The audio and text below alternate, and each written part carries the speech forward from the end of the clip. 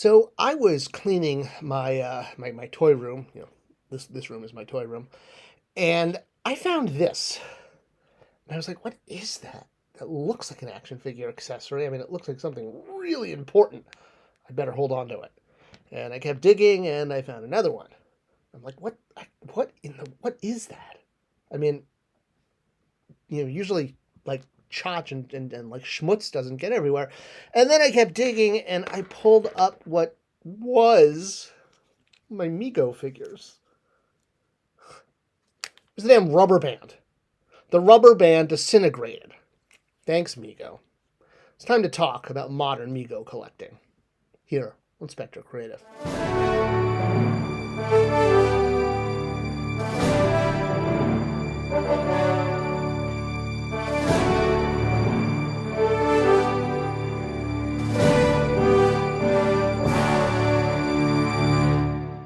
In the 1970s, Marty Abrams revolutionized toy buying, collecting, playing with the introduction of the 8-inch Mego figure. Now, I don't have any actual vintage Megos on me, but this is what I'm talking about.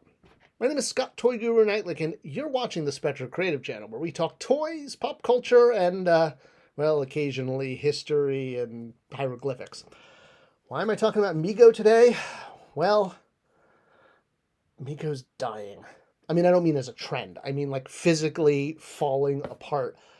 Um, it seems that since Marty Abrams originally made the Megos back in the 70s, every toy company, from the big ones, from the Mattels and the Hasbros to the Diamond Selects and the small mom and pops, have wanted to replicate this form factor. And by form factor, I mean the 8-inch action figure with a cloth outfit. I'm going to keep using good old Captain Marvel here because he just happens to be the one that I have. There's a Sinestro over there, and I know there's a Green Lantern somewhere in my office. Don't know where. So yeah, you get your rubber boots, you get your cloth outfit, you get your rubber head, and you have your jointed body. Now this one was made by Mattel. They never made Shazam, Captain Marvel back in the 70s. It's one of the reasons we included him when we did these reaction figures.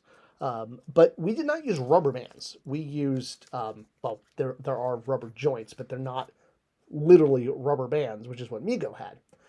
And some companies have used different ways of keeping the figures together. Most modern figures tend to have modern design.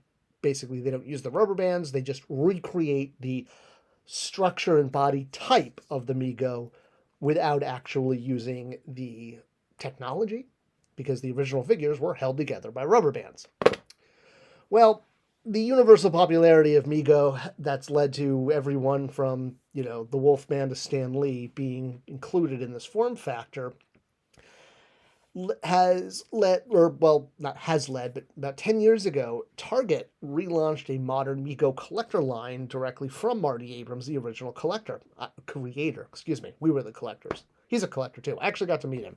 It was while I was working for Entertainment Earth, because he came up to see if Entertainment Earth would be interested in being the online retailer for his new Mego line. You'd think that'd be perfect, right? Because Entertainment Earth is a collector channel, and Target had already signed up to be the retail partner.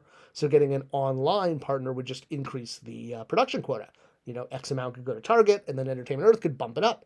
The higher you produce, the lower the cost. So, of course, he's looking for an online distributor that can complement the Target retail program. Well, there's a reason Entertainment Earth said no. And Target, well, they said yes. So this is one of the figures, and it is completely fallen apart. Here's the crotch piece. Here's the rest of his body. This was Sheldon from Big Bang Theory, and I say was. So these were his rubber bands. They literally dried up, fell apart, fell out of the figure, and the figure just was sitting there. And with look, there's another rubber band. Look, there we go. There's this one with a hook in it that just fell out. There we go. So basically the rubber bands dried up, disintegrated. So the figure was basically just like standing up, and as soon as I touched it, it just like disintegrated in my hands and fell apart because there's no longer anything keeping it together.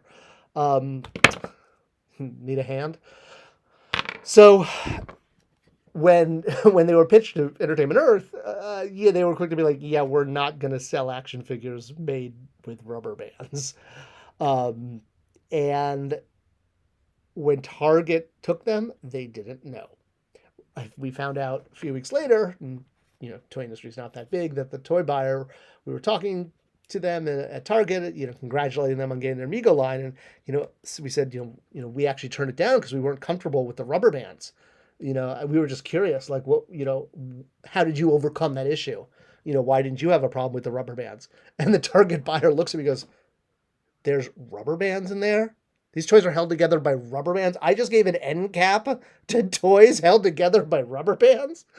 Oh, that was a good laugh that day. So yeah, he had absolutely no idea that Migos, if they are produced in the exact same manner as the vintage 70s ones, means they're produced with rubber bands. And that was what Marty was going for in that program, was not only looks like, but works like, meaning they were still constructed in the 1970s technology, not modern technology, which figures like this were made of. So yeah, so the reason I'm making this video today, because the rubber band finally, it's like the witch's legs under the Wizard of Oz. It was just made me laugh because the figure was sitting there on my shelf, and as soon as I picked him up, he just literally fell apart in my hands. Rubber bands. Why would you have a modern figure constructed with rubber bands? Take this to heart, all of you toy creators out there, people watching this channel to learn ideas for making toys. Don't use rubber bands. Don't use 1970s technology. It's okay if you want to make reproductions of 1970s toys, but use modern technology to do it. It goes a long way, because when you pick up your figure and find a pile of little shredded rubber at their feet, does not make a happy day for the collector. So, Migos, I think, will always have a place in pop culture. They were such a big part of people's childhood, so many memories, especially when you had to create your own adventures before there was home viewership and home content with VCRs and DVDs and laser discs and eventually streaming. So, I think we'll still get Mego figures because of the form factor and because of the cultural significance. But I really hope that all future manufacturers embrace modern technology, because I just can't abide another falling apart action figure, because even if I wanted to replace him and buy another one, the figure's probably got dried up rubber bands in it too. So it's like irreplaceable. And that is a sad thing. It's be a sad panda. All right. Curious, you guys ever had these problems with your Migos? For those of you who, I know there's a lot of people who do like Mego joint sort of like restoration, but they use, again, like modern rubber. They don't actually use, I can't believe they used rubber bands. Like, just use a washer, people. They're so much better. All right, you heard me. I'll stop complaining about the same thing. Thanks for watching. Thanks for sharing. And I'll see you guys in the next video.